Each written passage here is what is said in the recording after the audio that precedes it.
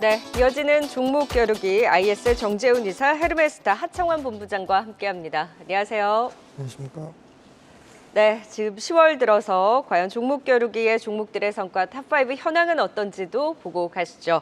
자, 지금 1위는 공동입니다. 이건희 대표, 정태근 이사의 종목 GI이노베이션 블루 엠텍이 4위 좋게 1위 자리를 차지했고요. 3위도 공동이네요. 이화진 과장, 그리고 하창환 본부장의 종목 에이프릴바이오, 파마리서치도 견조한 상승률 기록하고 있습니다. 마지막 5위도 역시 하창환 본부장이네요. 리가캠바이오가 또 순위권에 진입을 하면서 제약바이오와 그리고 일부 화장, 미용 관련한 또 파마리서치가 자리를 잡는 모습이네요.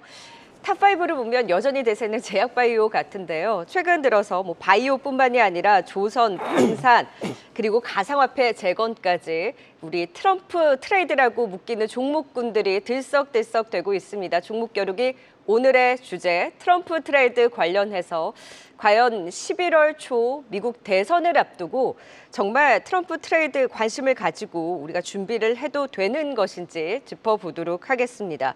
지금 블록체인 플랫폼 폴리마켓에선 대선 승리 확률 트럼프에 대해서 거의 58%까지 올라가면서 해리스 부통령을 크게 앞서고 있는 상황인데요. 정재훈 이사님, 지금 미국 대선을 앞두고 트럼프 트레이드 이 시점에서 어떻게 생각하세요? 사실 이게 시장에 있어서의 변화된 부분들은 이미 진작에부터 나왔습니다. 10월 초경부터 나오기 시작했다라고 좀 판단을 하고 있는데요.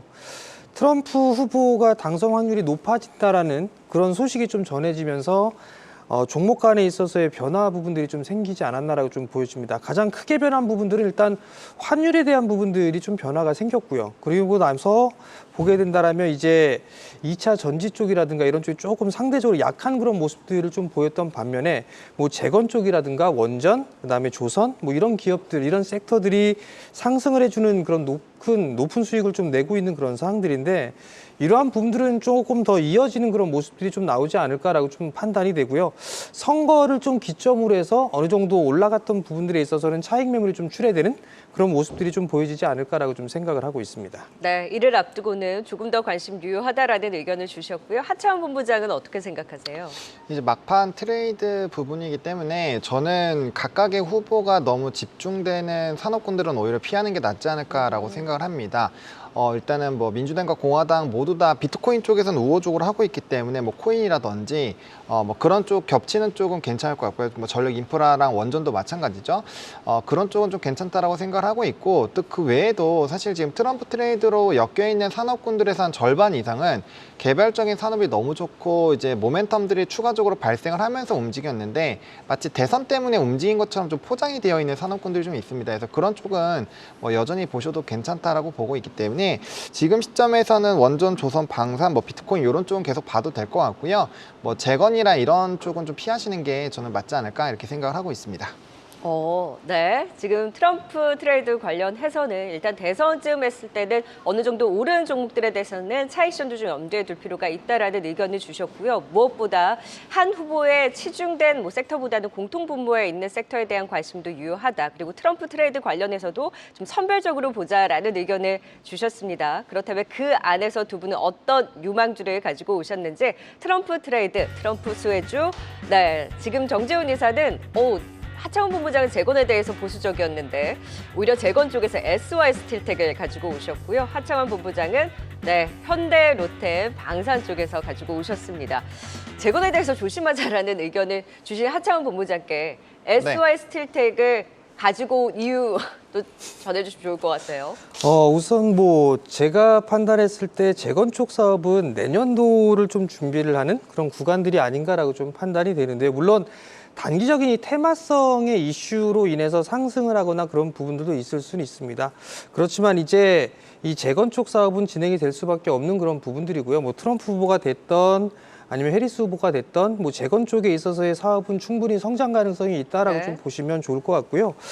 이 기업들 같은 경우는 대체적으로 그냥 뜬구름 잡는 그런 부분들은 아니지만 그래도 우크라이나와 MOU를 좀 체결한 그런 상황이기 때문에 만약에 재건이 진행이 되게 된다라면 빠른 속도로 커질 수 있는 그런 네. 상황이 될 수가 있는 그런 상황들이기 때문에 일단 뭐 충분히 좀 관심 있게 봐도 좋지 않을까 이렇게 좀 생각을 하고 있습니다. 탄력적인 측면에서의 재건 그 안에서도 SY 스틸텍에 항상 또 힘을 보여줬던 만큼 선정을 해주신 것 같습니다. 하차원 본부장은 지금 많이 올라와 있는 현대 로템을 가지고 오셨는데 또 MSC의 편입 기대도 있는 상황이잖아요. 네. 그 타이밍에 대해서도 짚어주시면 좋을 것 같아요. 사실 뭐 MSCI 지수 편입은 한 달 전부터 한 2주 전, 편입 2주 정도까지는 좀 괜찮고요. 다가올수록 사실 모멘텀 소멸로 인해서 별로 좋지는 않은데, 그 MSCI 지수 편입이 아니더라도 사실상 방산주 쪽은 지금 외국인의 수급 기조가 워낙 강한 상황이고, 애초에 그런 편입에 대한 얘기가 나오기 전부터 좀 강했고요. 그다음에 산업의 성장 기조, 수주 잔고 이런 여러 가지 복합적으로 봤을 때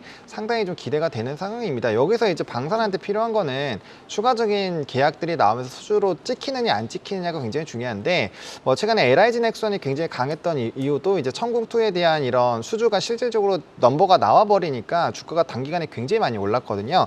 근데 현대로템 같은 경우는 11월 달에 이제 폴란드 2-1차 계약이 다시 한번 좀 진행이 되지 않을까라고 보고 있기 때문에 그게 이제 수주 공시로 빵 하고 나와주면은 상당히 좀 큰 모멘텀이 되지 않을까라고 생각을 하고 있는 상황이고, 특히나 ASP가 굉장히 좀 크게 높아지고 있다라는 증권가 분석이 이미 쏟아져 나오고 있는 상황이거든요. 그래서 지금 시장 자체가 사실 오늘도 중국 그 경기 지표들이 나오게 되면서 우리나라보다는 중국 쪽으로 좀 수급이 쏠리고 있는데, 그러면 상대적으로 우리나라에서도 산업별로 좀 옥석 가리기가 필요할 거고, 거기서 단연 필요한 건 좀 넘버적인 부분에서의 모멘텀들, 그리고 글로벌 정세에서 좀 플러스 알파 요인이 같이 들어가 있는 종목군들이 뭐가 있을까? 그리고 이제 또 외국인의 수급이 이렇게 빠져나가고 있는 현 시점에서도 계속적으로 외국인이 담고 있는 그런 산업으로 봐야 된다고 생각을 했고요. 물론 위치적으로는 좀 부담스러울 수 있지만 뭐 실적에 대한 넘버가 명확하게 찍히는 산업이다 보니까 저는 계속적인 관심을 갖고 보셔도 좋지 않을까 이렇게 생각을 하고 있습니다. 그럼 매수 타이밍을 언제로 잡는 게 좋을까요?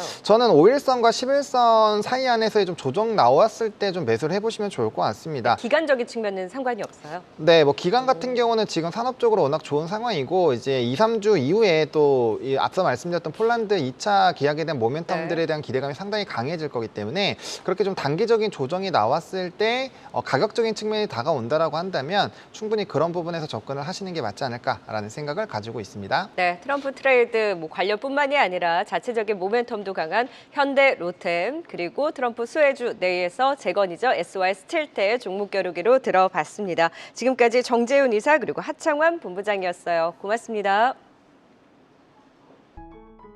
계속해서 다양한 경제 이슈를 알고 싶다면 구독과 좋아요, 알림 설정 부탁드립니다.